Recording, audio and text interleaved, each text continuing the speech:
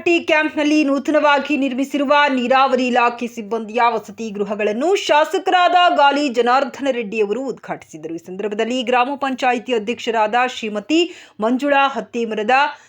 AEE Venkatesh, ಗ್ರಾಮ panchayat PDO Suresh, ಮುಖಂಡರಾದ ಯಮನೂರ್ ಚೌಡ್ಕಿ, ಹತ್ತಿಮರದ ಕಾಳಿಂಗ Nayak, Basavanta Patil, Anand Gowda, ಹತ್ತಿಮರದ Bhimesh Nayak, Bharat Kumar, Chinnappa, Somaiah, Manjunath Janadri, Siddanagouda, Shivappa ಹತ್ತಿಮರದ, ಯರಿಸ್ವಾಮಿಗೌಡ, Muddanna ವದ್ದಟ್ಟಿ, ವಿನ್ನಪ್ಪ ಸಂಗಟಿ, Malleshappa, Shanmukhappa Jogin, doctor ಪಂಚಾಕ್ಷರಿ, Basavaraj, Ramesh Talawar, Bharat, Chandru Nayak, Manjunath medical, Bhimanna ಗಂಡೊಳ್ಳಿ, Manjunath ರಾಟಿ ಇತರರು ಹಾಜರಿದ್ದರು.